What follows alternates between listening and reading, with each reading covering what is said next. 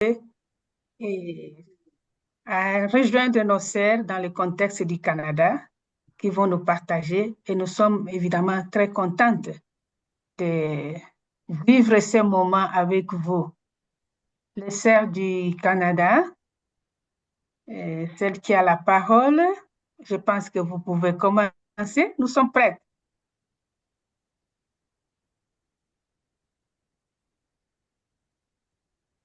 Voilà.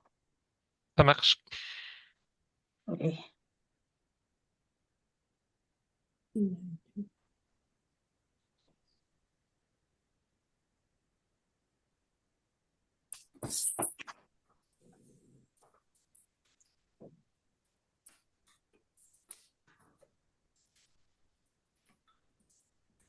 Mais nous n'entendons personne. Oui, peut-être qu'elles nous font observer d'abord ce que nous avons en face de nous. J'avais oublié d'ouvrir le micro. Bienvenue. Ça Merci. arrive. Alors, bonjour, bonsoir, là où vous êtes. Euh, il fait chaud ou il fait froid. Ici, on a eu une bonne tempête de neige ce matin. C'est fini maintenant. Alors, merci à chacune d'être avec nous aujourd'hui.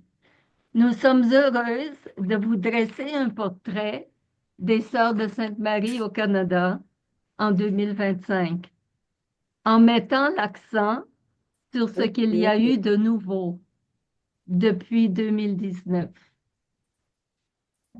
tant autour de nous qu'à l'intérieur de nos communautés et dans nos apostolats.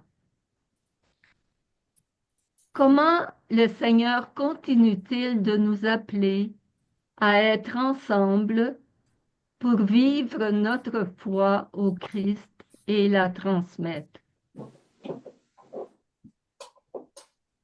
Face aux réalités changeantes du Canada et du in monde, Canada and in the nous world, sommes appelés à we une are called réflexion to a profonde deep reflection sur notre Profundamente engagement dans la sobre société. nosso compromisso com a sociedade.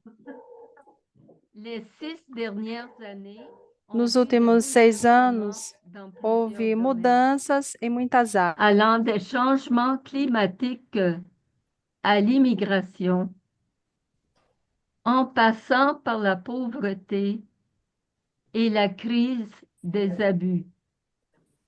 To what? Are you muted? Ces enjeux Yeah. ne sont No, pas no, that's, should I?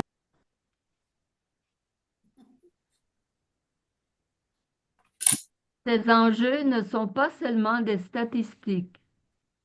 Ils ont un impact direct sur nos vies et sur nos engagements. Nous aimerions, dans un premier temps, vous présenter 8 facettes du contexte de notre pays et de l'Église ici, tout en expliquant brièvement l'impact de chaque enjeu sur notre quotidien. Et dans un deuxième temps, nous regarderons comment Dieu a agi avec nous et par nous au cours des 6 dernières années. Je passe d'abord la parole à Sœur Marie. Nous entendons depuis longtemps parler des changements climatiques.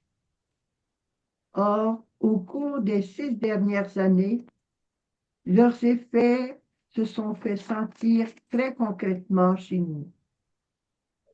2023 fut une année record pour le nombre d'hectares de forêts brûlées. Il y en a eu environ 8 fois plus que la moyenne annuelle. Nous remarquons des perturbations au niveau de l'agriculture et de la pêche, avec des saisons de plus en plus imprévisibles, ainsi que l'augmentation de la température des océans. La fonte des glaciers dans le nord ouvrira la voie à de nouvelles routes maritimes, notamment vers la Russie, posant d'importants défis écologiques et géopolitiques. Ici à Ottawa, la patinoire du canal Rideau, plus grande patinoire du monde, est restée fermée en 2023 en raison du manque de froid et n'a ouvert que partiellement en 2024. Cela ne s'était jamais vu depuis son inauguration en 1970. Nous sommes de plus en plus conscientes des besoins de conversion écologique et nous essayons de faire notre part. Voici quelques exemples de gestes simples que nous choisissons d'adopter.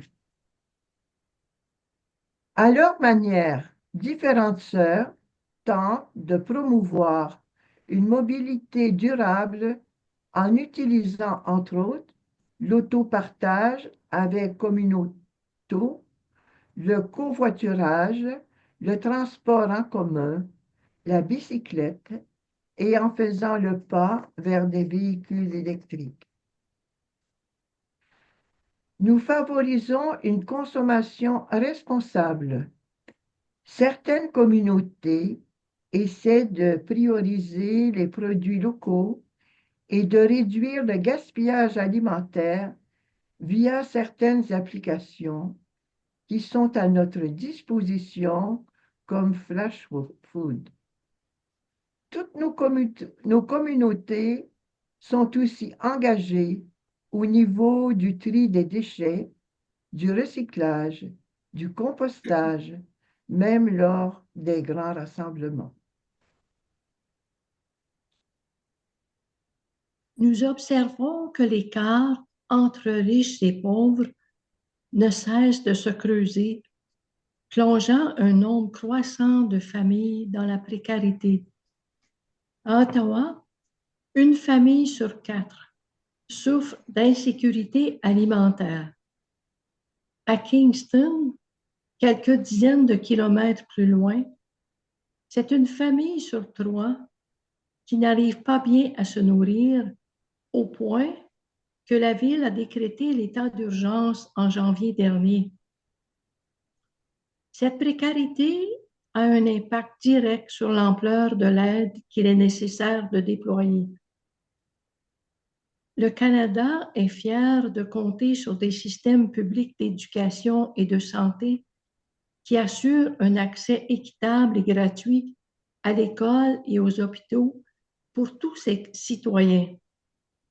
Mais ces systèmes sont plus que jamais à la limite de leurs ressources, faisant en sorte que des gens financièrement à l'aise se retournent de plus en plus vers le privé, contribuant encore davantage au clivage de la société. Dans nos quartiers, la crise sociale se manifeste aussi. La réalité de la rue a profondément changé depuis la pandémie, avec la montée du fentanyl ainsi que la crise du logement. En 2023, partout au pays, le nombre de logements disponibles est rapidement devenu insuffisant pour répondre à la demande, faisant ainsi gonfler les prix. Des villages de tentes ont commencé à apparaître dans les parcs et autres espaces publics. Ces abris de fortune ne sont pas adaptés à nos hivers canadiens. Toutes ces situations de grande vulnérabilité nous affectent et nous incitent à l'action. L'une de nos maisons, située au plein centre-ville, et les personnes sans abri sont nos voisins. En 2019, on pouvait encore facilement avoir une conversation avec eux. Mais depuis l'arrivée du fentanyl et autres drogues chimiques, ils sont méconnaissables, se tiennent à peine debout, deviennent plus agressifs. Quelques-unes de nos sœurs gardent sur elles une dose de naloxone, un produit qui peut sauver une vie en cas de surdose de drogue. Il n'est pas rare de trouver des seringues usées sur notre terrain, un signe tangible de la souffrance qui nous entoure ici. Dans la lutte contre l'insécurité alimentaire, une sœur a initié un programme de déjeuner scolaire pour répondre aux besoins croissants des enfants vulnérables. Ce projet vise à garantir que chaque enfant puisse commencer sa journée avec un repas nutritif. Quant à l'explosion des coûts du logement, nous connaissons toutes des personnes en situation de précarité qui nous confient leurs difficultés et comptent sur notre prière. Conscients de cette réalité, nous avons choisi de limiter l'augmentation du coût de notre résidence étudiante en l'ajustant à l'inflation réelle plutôt qu'au gonflement des prix causé par la pénurie des logements. Enfin, pour contribuer à réduire l'écart entre riches et pauvres, en plus de choisir la simplicité, nous cherchons à sensibiliser les jeunes à la solidarité. Notre projet d'aide humanitaire en République dominicaine se veut une invitation à voir, à comprendre, à agir pour un monde plus juste.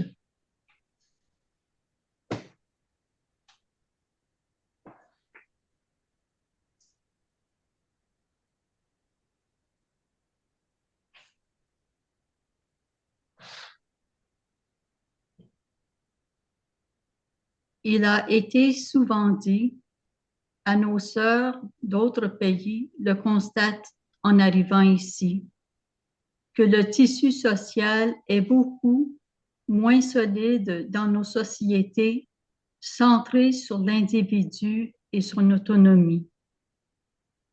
Cette tendance a continué à s'accentuer dans les dernières années.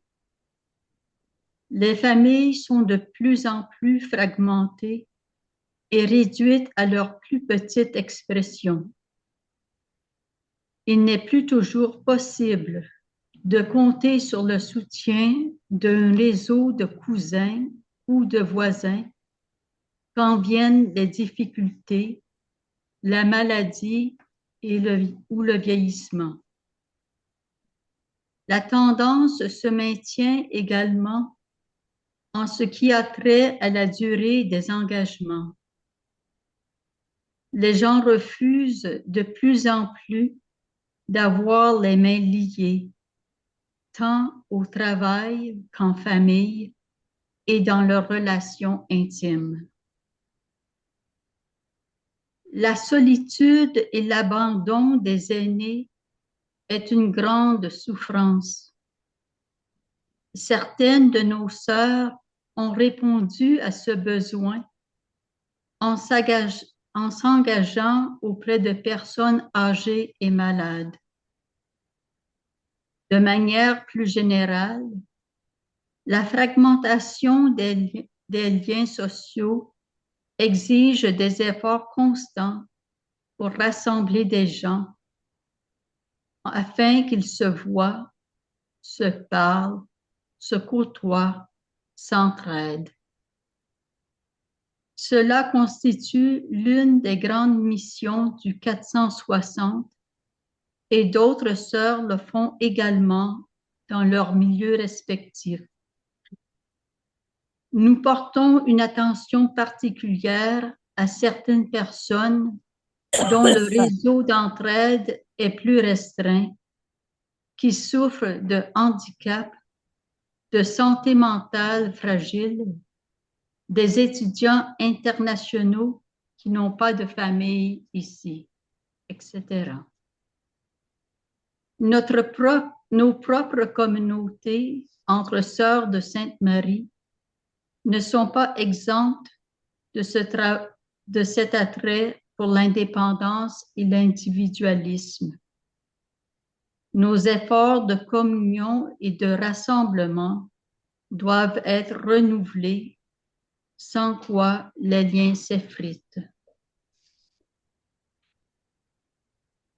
Le Canada connaît une augmentation record de l'immigration, mais les politiques migratoires manquent de prévisibilité, changeant selon les circonstances et l'opinion publique.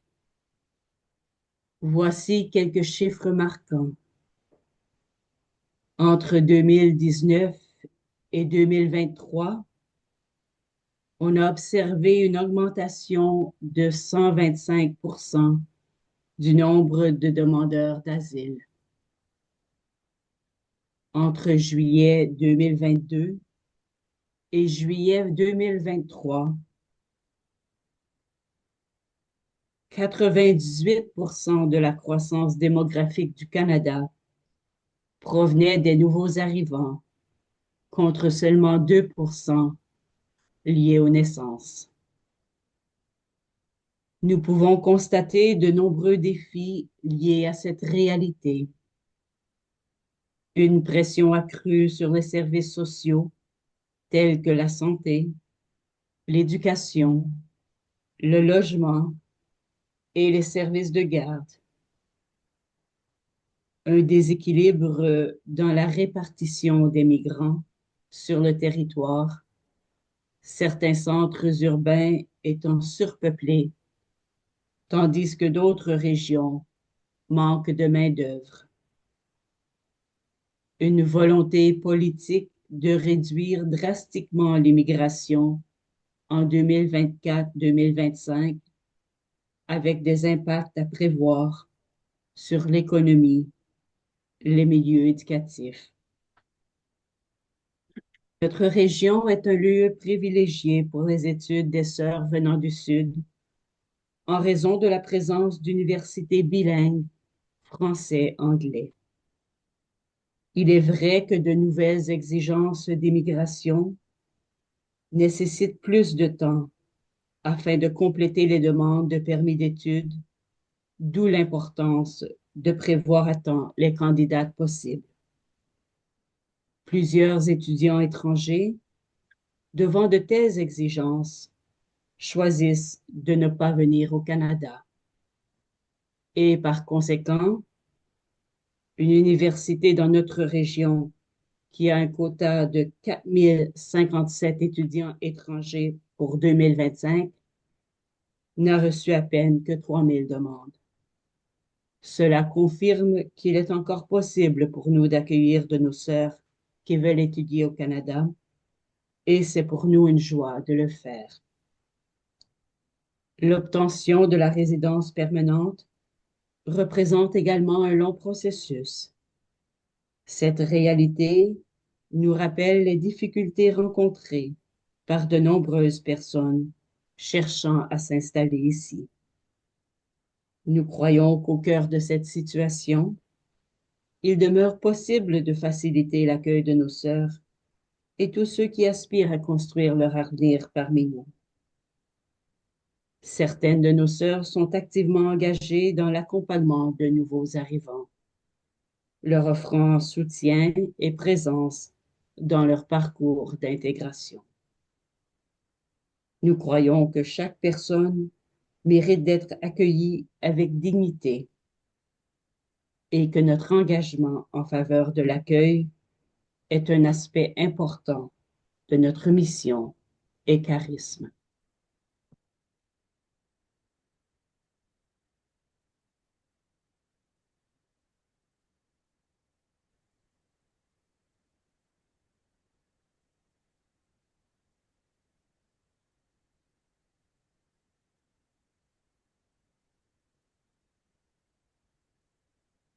N'oubliez pas d'allumer le micro, s'il vous plaît.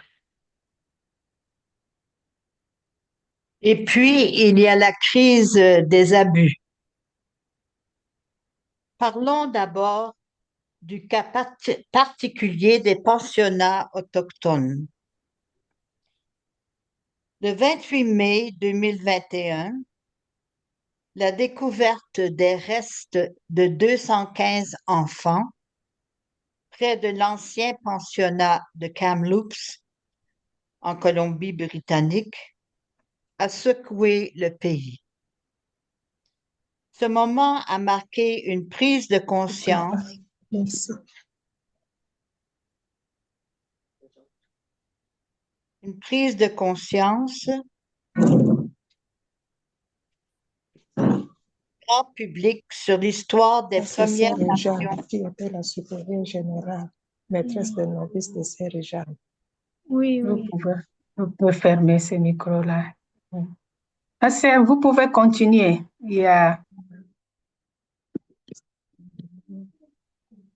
Vous Ouvrez pouvez votre continuer. micro et parlez, ma soeur.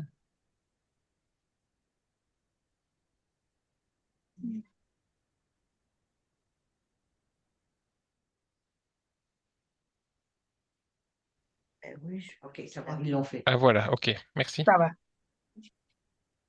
bon, je reprends. Oui, si c'est possible. Oui. Donc, je parlais de la crise des abus. Et la première crise, c'est celle des pensionnats autochtones. Peut-être c'est 46. Continuez, continuez.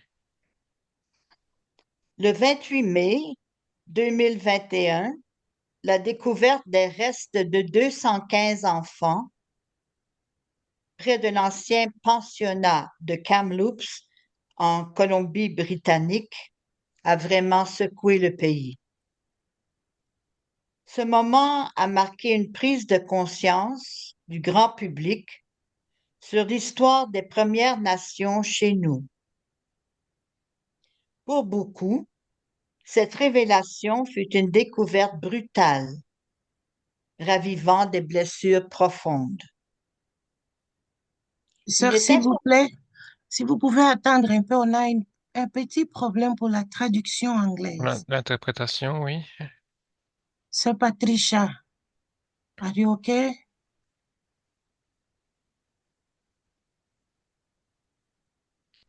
Patricia Brady. Charles, vérifie un peu si elle est encore là ou elle est tournée. Elle est toujours là, mais Ou bien elle a, son elle, micro est fermé. son micro est fermé, mais je ne sais pas pourquoi. Et je ne peux pas l'allumer, il faut qu'elle... OK, je Ah, ne ok, sais pas pourquoi mon micro a été muté. ok, ça Ça fonctionne va, maintenant. merci. OK, OK. Caroline, vous pouvez continuer.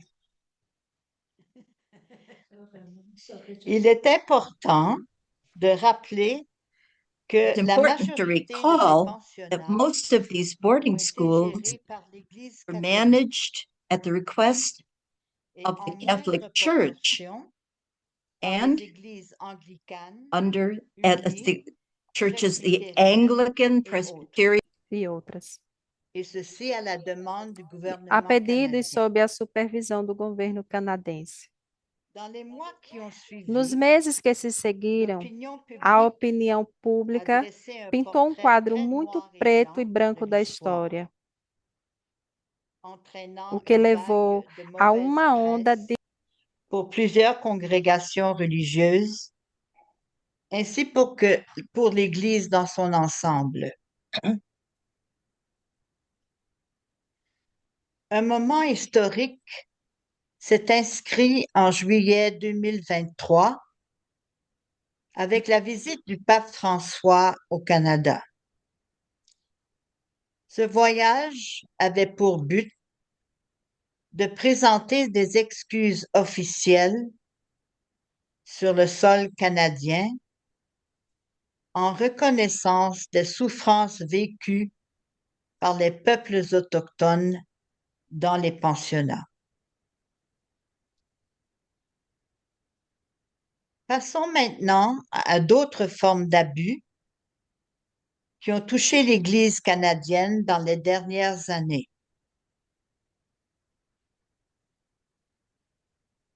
Comme partout ailleurs, le Canada a eu son lot de plaintes pour sévices sexuels et abus de toutes sortes commis par des personnes en position d'autorité dans l'Église.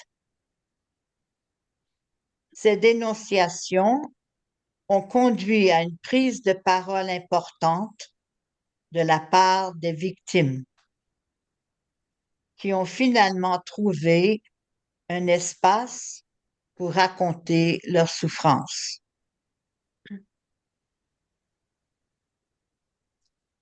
En 2021, un recours collectif a été autorisé contre la communauté nouvelle Marie Jeunesse pour abus spirituels. Ce fut l'introduction d'un nouveau terme pour une réalité ancienne, désormais passible de poursuites judiciaires.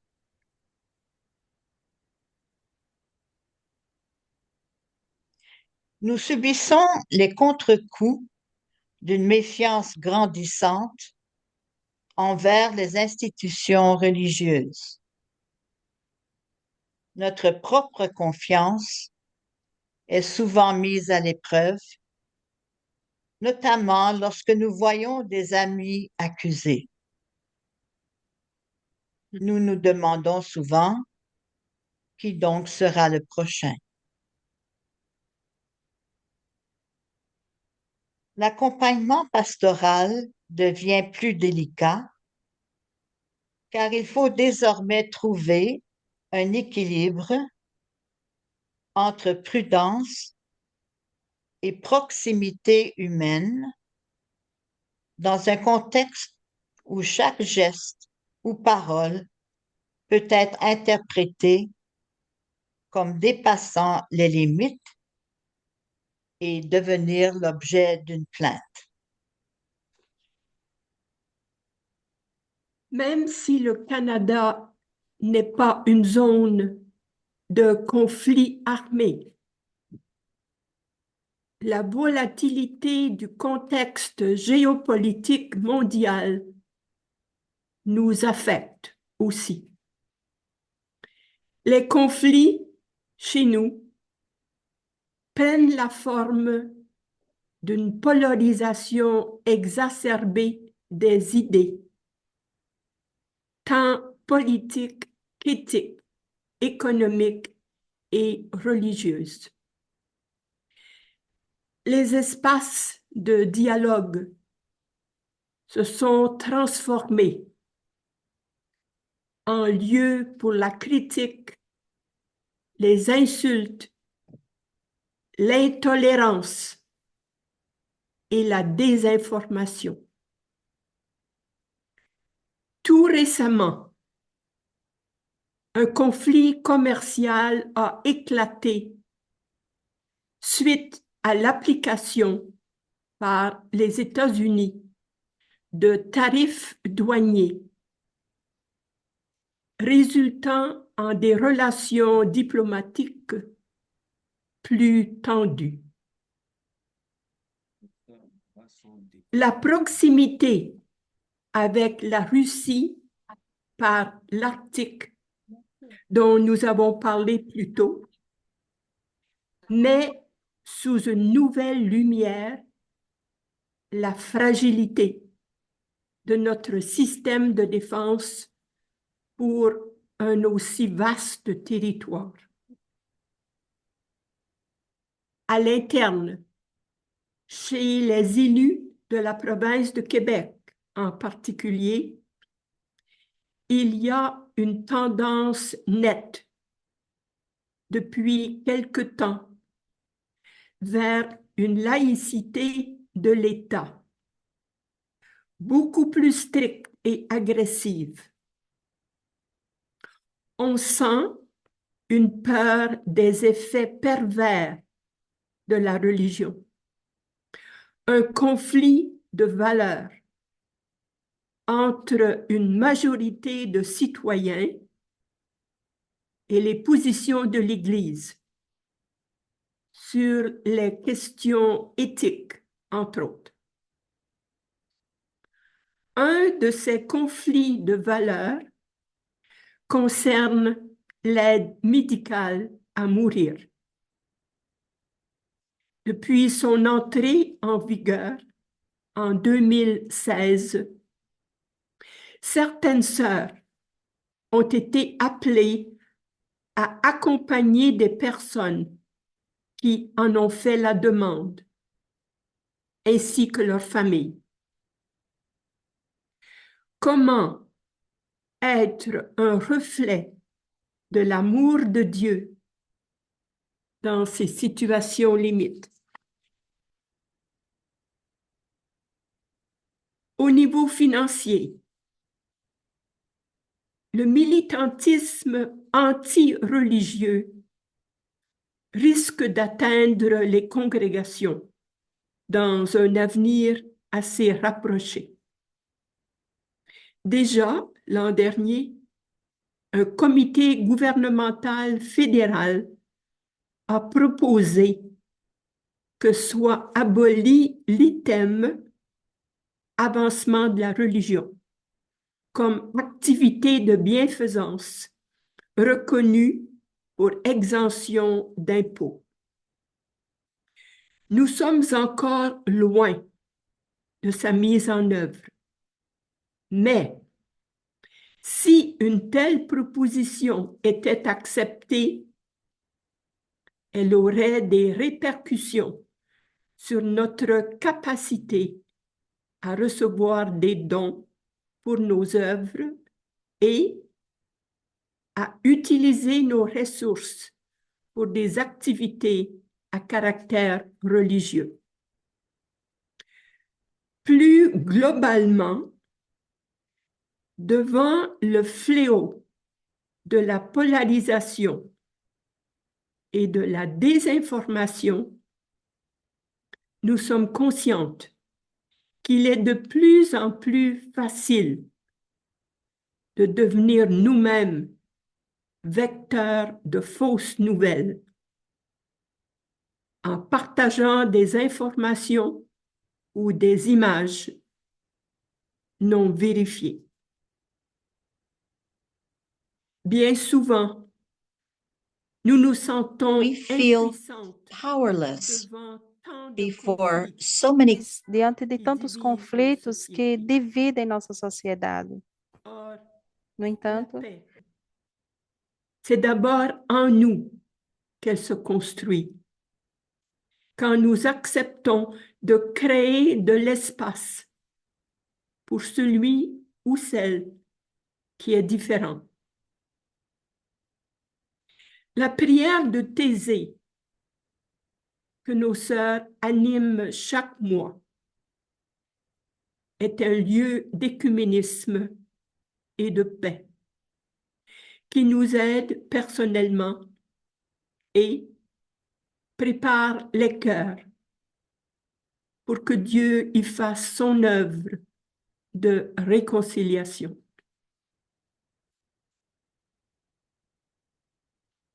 La présence de certaines de nos sœurs dans les écoles ou la pastorale familiale nous donne accès à des tendances auxquelles il est important d'être sensibilisés si nous souhaitons rester au cours de notre société qui est en constante mutation. En voici quelques caractéristiques parmi les plus saillantes. On constate d'abord une montée des cas d'anxiété et d'autres défis de santé mentale. Plus de la moitié des étudiants ont un niveau de détresse psychologique modéré à sévère. Ce chiffre a doublé au cours de la dernière décennie. Les générations montantes vivent avec la réalité de la cyber-intimidation qui cause des ravages chez certains. En 2022, 31% des jeunes disent en avoir été les victimes. Et comme si l'adolescence n'était pas déjà une période de grands questionnements identitaires, s'ajoute aujourd'hui la question du genre.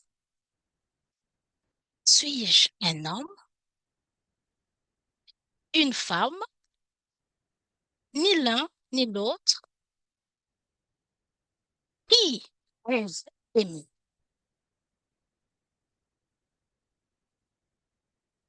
Ces réalités nous affectent directement, compte tenu de notre proximité étroite avec les adolescents, les jeunes adultes. En pastoral scolaire, il y a un travail d'accompagnement de plus en plus important à faire, notamment pour désamorcer les crises d'anxiété et accueillir les jeunes dans leur questionnement identitaire. Dans le centre pour jeunes, au 460, nous tentons de cibler ces enjeux en organisant des conférences et des formations adaptées aux nouvelles questions des jeunes et à leur désir de comprendre qui ils sont.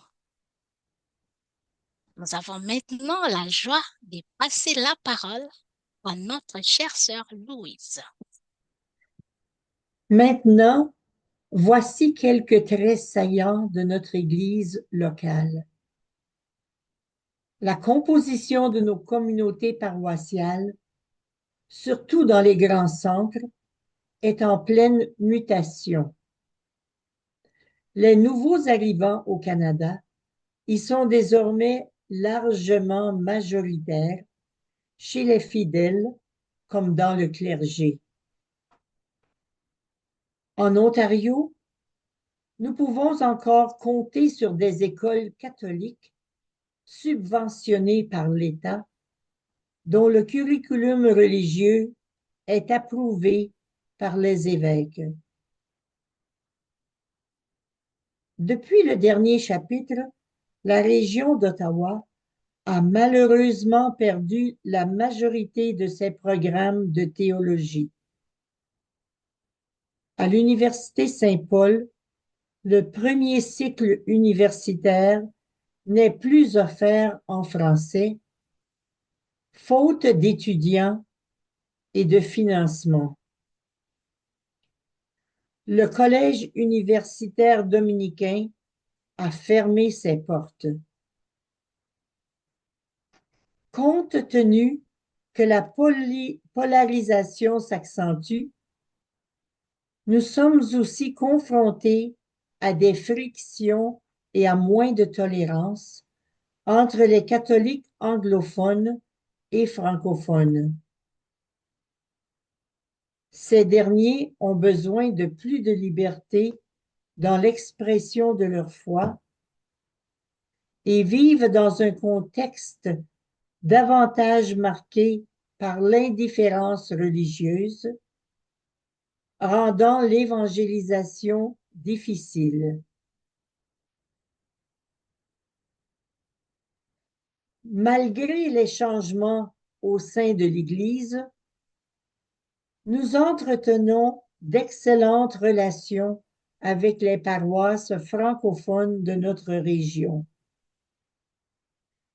Certaines nous confient la formation de leurs catéchumènes, tandis que d'autres nous accueillent pour organiser des levées de fonds en soutien à Solidarité Jeunesse.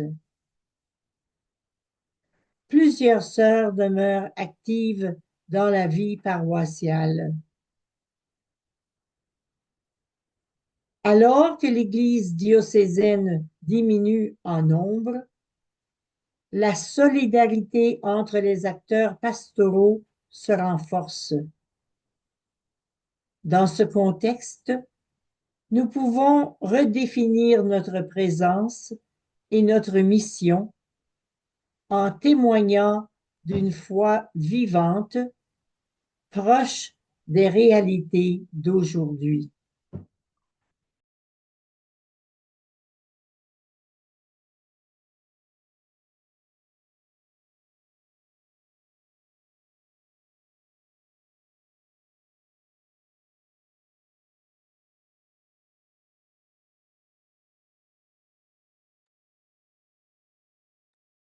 Sœur Françoise.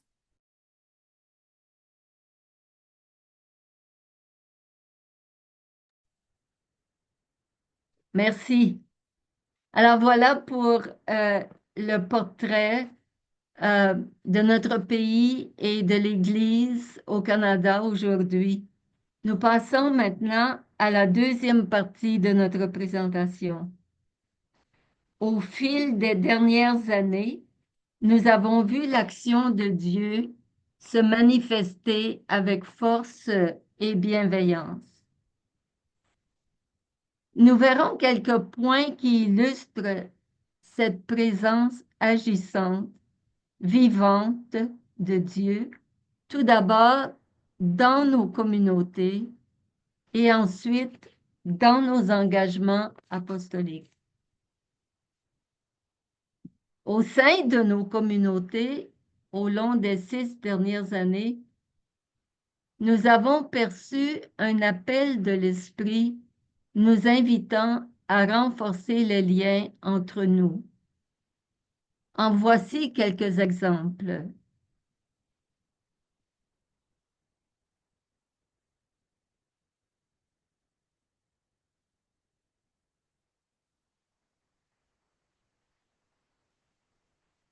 Excusez-moi, j'ai de la misère à passer de la présentation à mon micro. On continue. La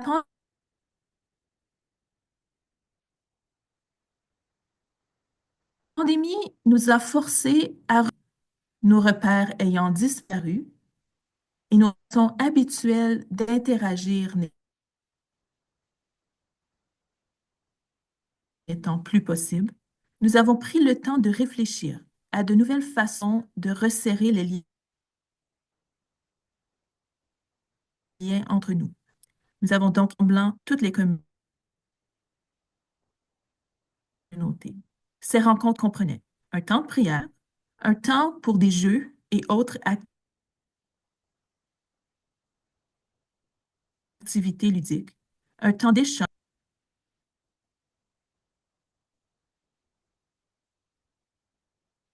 Depuis 2019, l'ensemble de nos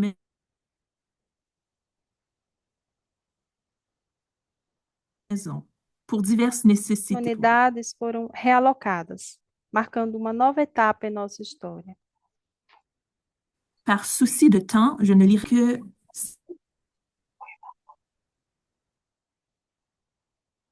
ces nouveaux lieux ont suscité Sœur Mona, pardon. Les interprètes disent qu'elles ne savent pas. enrichissant ainsi notre présence et notre mission. Sœur Mona, Sœur Mona, il y a un problème avec votre liaison. Vous êtes très interrompu. Les rencontres fraternelles mensuelles sont devenues un moment fort, elle ne nous entend même attendu pas. et apprécié. Ça marche pas? Non, Sœur Mona, il y a un problème avec votre liaison. Il y a un problème Parce Internet. qu'on a trop d'ordinateurs de connectés, fermez le vôtre. Ou bien elle utilise un programme spécial pour le micro. If Mona closes her photograph, her picture, it might help. Est-ce Maybe que we'll vous need. m'aidez? Est-ce Sœur Mona, pourriez-vous couper la vidéo? que vous m'entendez? On vous entend, mais de façon Est-ce que vous interrompue. m'entendez? Moi, j'entends plus. Nous, on ne t'entend pas très bien, Sœur Mona. Marie-Pierre, voudrais-tu continuer la lecture, s'il vous plaît? Oui, est-ce que vous m'entendez mieux que Sœur Mona? Oui, Marie-Pierre, merci. Je pense que oui. D'accord. Ok, merci. Depuis 2019, pour diverses nécessités, l'ensemble de nos communautés a été relocalisé, marquant une nouvelle étape dans notre histoire. À l'été 2019, après un an de rénovations intensives, le Centre des jeunes, situé autrefois au 101 par an, a été transféré au 460 King Edward. La même année, pour celles qui connaissent nos maisons, la communauté de la rue Maurice a déménagé sur le boulevard Riel. La communauté de Clarendon a été relogée à Carlotta. En avril 2023, nous avons acquis une maison sur la rue Clearwater dans le sud de la ville d'Ottawa. Au printemps 2024, après un long processus de discernement et de préparation, nos sœurs de Buckingham ont emménagé à la résidence des servantes de Jésus-Marie. À l'été 2024, une importante inondation a frappé notre maison de Buckingham, entraînant de longues rénovations. Aujourd'hui, les travaux touchent à leur fin et nous nous préparons à la mise en vente de la maison. Ces nouveaux lieux ont suscité de nouvelles possibilités d'insertion, enrichissant ainsi notre présence et notre mission. Les rencontres fraternelles mensuelles sont devenues un moment fort, attendu et apprécié par toutes les sœurs. Elles constituent désormais un pilier essentiel de notre vie communautaire. Un vendredi soir par mois, toutes les communautés se réunissent pour un temps de prière, un repas et une soirée récréative. Ces dernières années, les rencontres avaient lieu à Buckingham.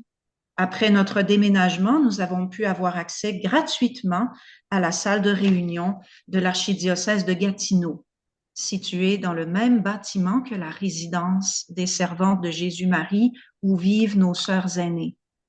Cette proximité facilite la participation de chacune. En plus de notre rencontre mensuelle qui rassemble toutes les sœurs de la région, notre petit nombre nous pousse à créer encore plus d'occasions d'être ensemble.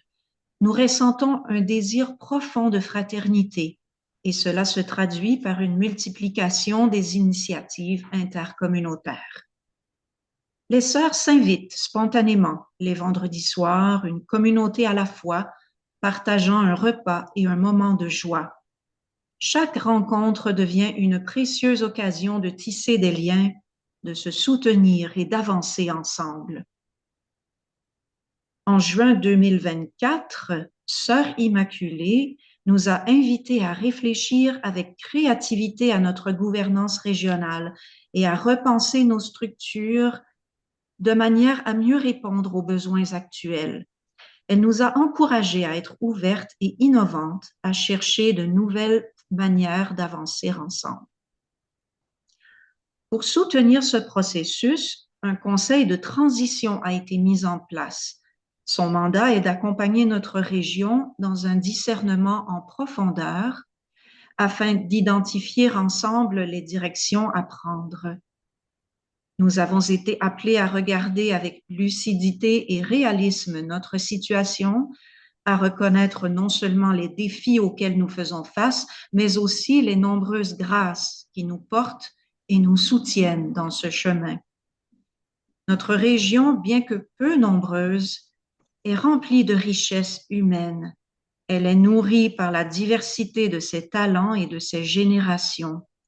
Chaque sœur, avec son expérience et ses dons uniques, contribue à l'enrichissement de notre vie commune. C'est dans cette diversité que nous puisons la force d'avancer ensemble dans un esprit d'unité et de créativité.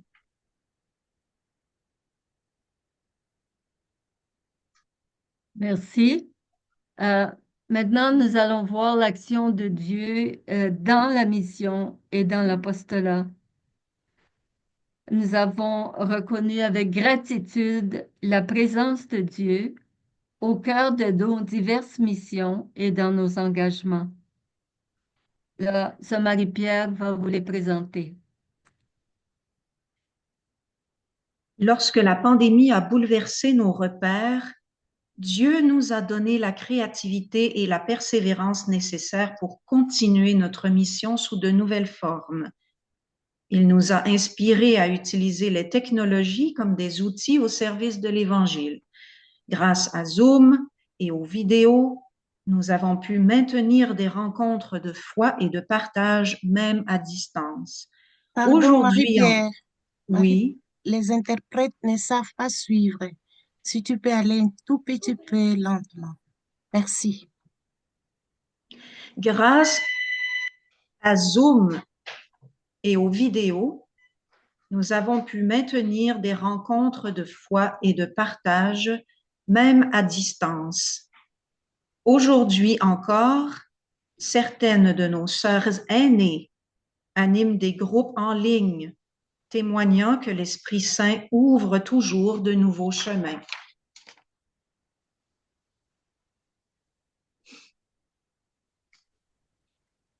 Ensuite, pour le 101 qui est devenu le 460, For 101 became 460 after 35 years of mission at 101 Paran. Quitter notre maison et à chercher un nouveau lieu pour poursuivre notre mission.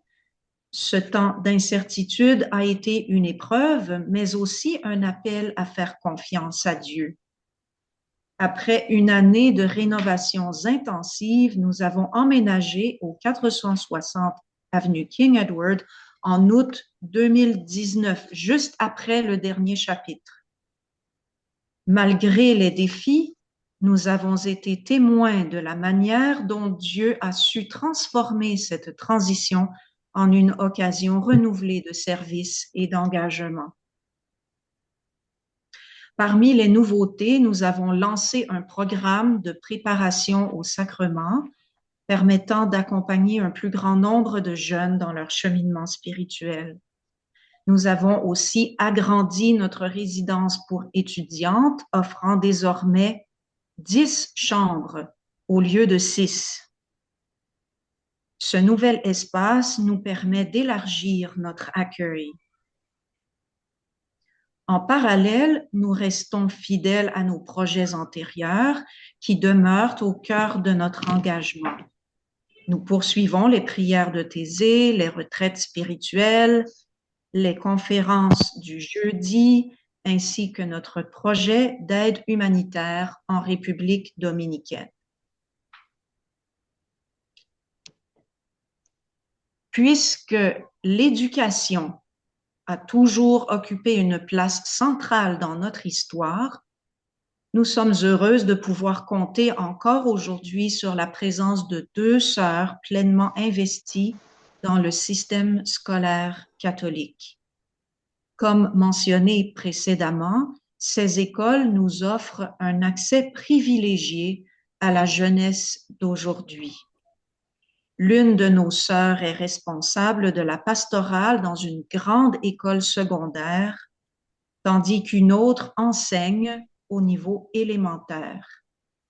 Ces opportunités nous permettent de continuer à transmettre la foi aux nouvelles générations par un moyen complémentaire à notre centre des jeunes. Une 3e sœur est impliquée en pastorale paroissiale auprès des enfants et des familles par la catéchèse et auprès des jeunes adultes par l'accompagnement spirituel, élargissant ainsi nos lieux de contact avec la jeunesse.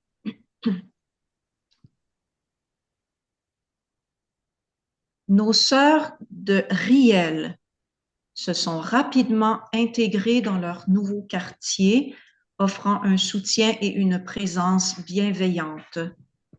Elles ont pris sous leur aile les enfants d'une famille migrante du quartier, rencontrant des difficultés scolaires. Grâce à la patience et à l'amour que Dieu leur inspire, elles les aident à progresser sur le plan académique, tout en leur redonnant confiance en eux. Ce travail va bien au-delà du simple accompagnement scolaire. Il tisse des liens, crée des relations de proximité et reflète la tendresse de Dieu. Plusieurs de nos sœurs accomplissent un travail significatif en accompagnant les nouveaux arrivants, les personnes âgées, les personnes seules et celles confrontées à des défis de santé. Quelques-unes sont impliquées dans le mouvement SASMAD, qui veut dire Service d'accompagnement spirituel des personnes malades ou âgées à domicile.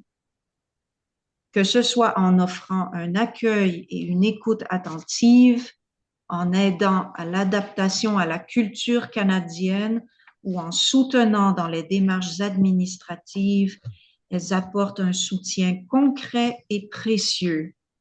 Elles aident également à résoudre des problèmes pratiques comme le transport de meubles ou l'accompagnement à des rendez-vous médicaux. Par ces simples actions, elles apportent réconfort et soutien à ceux dans le besoin.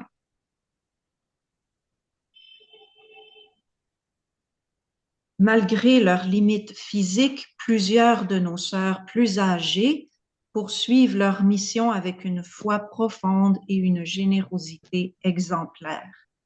Elles partagent la parole de Dieu par des rencontres bibliques et autres initiatives en présentiel ou en ligne, assurant ainsi la continuité de la transmission de la foi. Pendant la pandémie, certaines d'entre elles ont fait d'énormes efforts pour développer leurs compétences dans l'utilisation de nouvelles technologies telles que Zoom. Cela leur a permis de continuer leur mission jusqu'aujourd'hui, malgré les difficultés liées à leur déplacement. Grâce à leur détermination, elles réussissent à maintenir un lien spirituel avec ceux qui en ont besoin, offrant enseignement et présence, même à distance. Ces initiatives sont un véritable témoignage de leur dévouement et de leur désir inébranlable de servir, malgré les défis modernes. Pour d'autres, le téléphone demeure un outil privilégié pour l'accompagnement et la transmission de la foi. Par le biais de conversations régulières et chaleureuses, elles tissent des liens forts et offrent un réconfort spirituel en apportant écoute, conseils et prières. Cet engagement au moyen d'une simple voix au bout du fil leur permet de maintenir des relations profondes et de partager la parole de Dieu.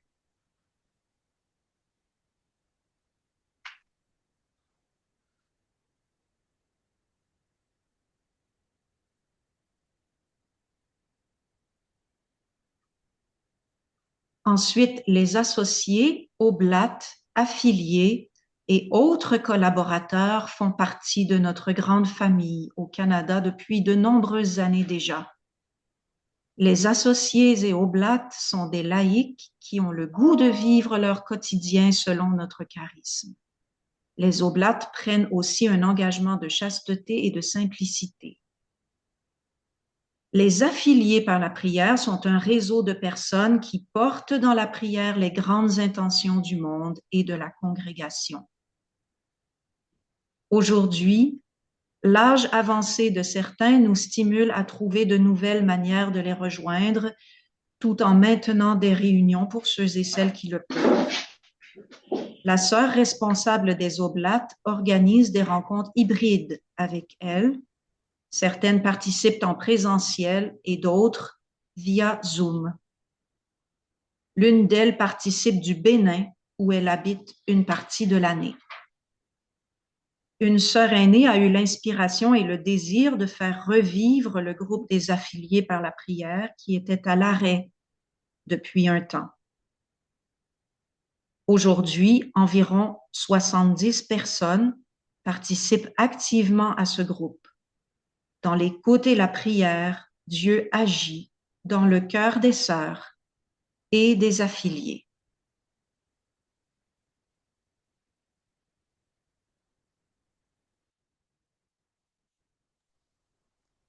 Alors, voilà un petit survol de l'action de Dieu dans nos vies. En regardant ces dernières années, Nous rendons grâce à Dieu pour sa présence et son accompagnement constant. So important. Chaque sœur, Each sister, chaque projet, each project, chaque mission Cada et missão chaque e engagement cada compromisso reflète l'amour du Seigneur refletem o amor à the l'œuvre Lord parmi nous. who is working among Que us. cette dynamique May this se dynamism poursuive et continue continue and d'éclairer never notre chemin. C'est la grâce que nous demandons. Merci beaucoup pour votre attention. Merci beaucoup. Je pense que c'est à nous de vous dire un très, très grand merci pour cette présentation. Les mots que je dirais, c'est dynamique et créative. Et vous nous avez fait entendre les cris de votre contexte. Et quelques-uns rejoignent le monde d'aujourd'hui, non?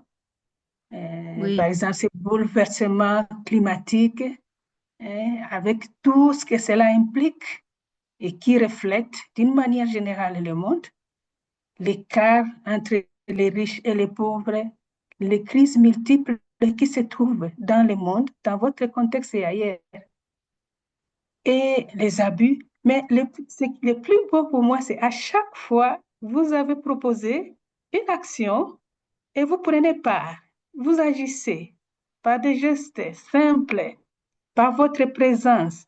Il y a eu comme on voit, on agit, on essaye, on est présente. Vraiment une vie apostolique qui répond aux besoins et aux cris du monde. Et j'ai beaucoup aimé aussi, c'est quand vous vous dites que vous vous demandez comment être le reflet de l'amour de Dieu à chaque fois, à chaque situation qui est là, et donner une certaine réponse. Et par la prière, être l'espoir de ce monde d'aujourd'hui. Vraiment, j'ai beaucoup aimé. Et une autre partie qui est aussi intéressante, c'est cette attention à la jeunesse. Continuer à porter l'œuvre éducatrice qui fait partie de votre charisme d'une manière ou d'une autre. Être là, comme une présence évangélisatrice. Vraiment, j'ai beaucoup aimé. Merci beaucoup de continuer à transmettre la foi dans la réalité de ce que vous êtes. Vraiment, je pense que tout le monde, nous pouvons les applaudir.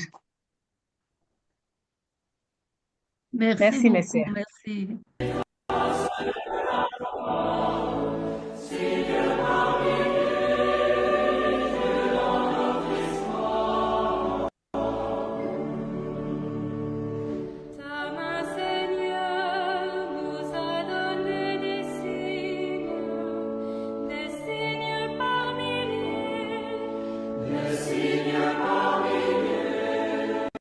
Le chant de l'univers, le souffle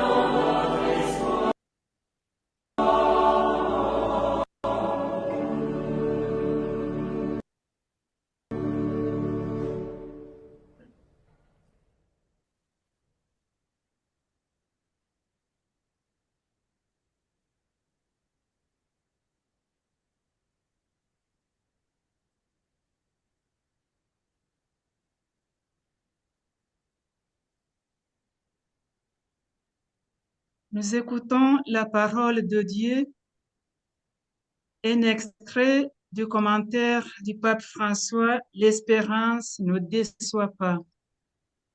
C'est le commentaire de la lettre de Saint Paul, apôtre aux Romains.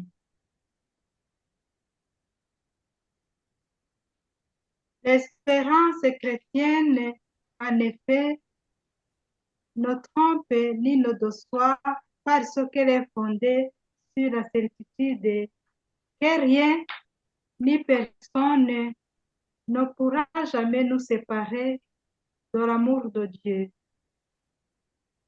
Qui pourra nous séparer de l'amour du Christ? La détresse, l'angoisse, la persécution, la faim, le dénuement, le danger, le grève. Mais en tout cela, nous sommes les grands vainqueurs grâce à celui qui nous a aimés. Voilà pourquoi l'espérance ne cède pas devant les difficultés. Elle est fondée sur la foi et nourrie par la charité. Regarder l'avenir avec espérance, c'est aussi avoir une vision de la vie pleine d'enthousiasme à transmettre. Pape François, l'espérance ne déçoit pas, 2024.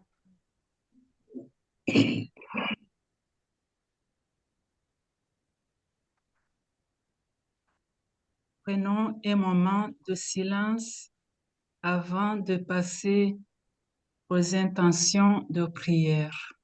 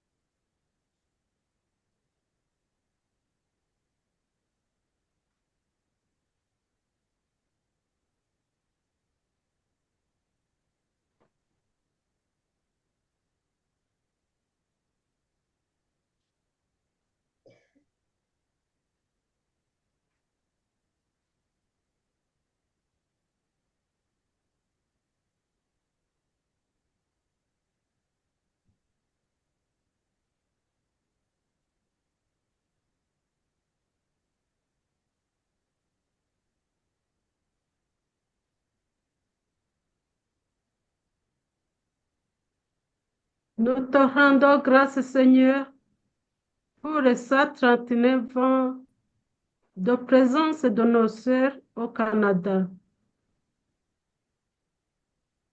Elles ont toujours vécu et partagé avec zèle et dynamisme le charisme des sœurs de Sainte-Marie dans les différents domaines de la mission. Par intercession de la Vierge Marie, donnerai, Seigneur, la sainte audace de chercher de nouvelles voies pour être plus proches de ceux qui sont rejetés par la société, afin d'être au milieu d'eux des témoins de miséricorde et d'espérance.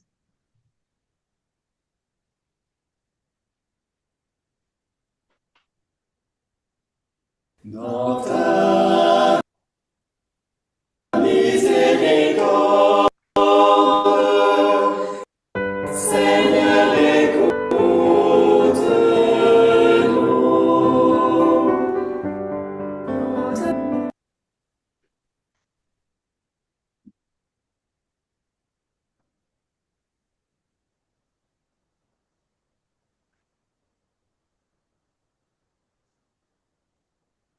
Aujourd'hui, nos sœurs font face aux défis de l'Église et du monde qui les interpellent profondément. Dieu notre Père, nous te demandons de lui donner la force, la lumière de l'Esprit Saint pour tenir ferme dans l'espérance. Nous te prions. Dans ta miséricorde, Seigneur, écoute-nous.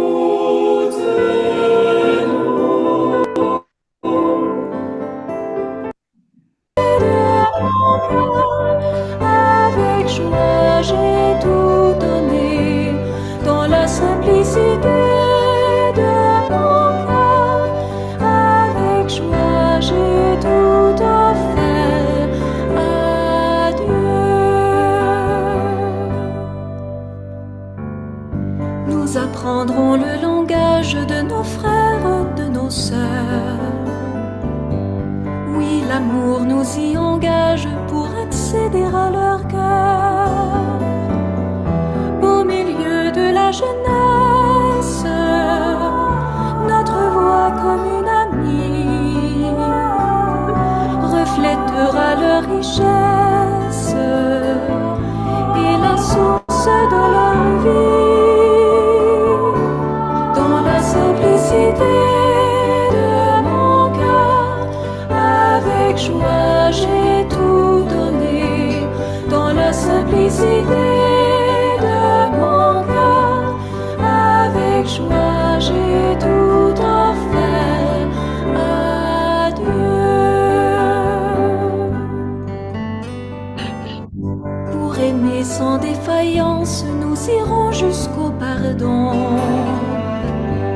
accueillant avec patience les fardeaux que nous portons, librement avec confiance et en toute humilité. Nous misons sur sa présence malgré nos fragilités. Dans la simplicité de mon cœur, avec joie, j'ai tout donné. Dans la simplicité de mon cœur, avec joie, j'ai tout offert à Dieu. Sa parole lumineuse donne sens à nos chemins. Qu'elle soit flamme précieuse dans nos yeux et dans nos mains.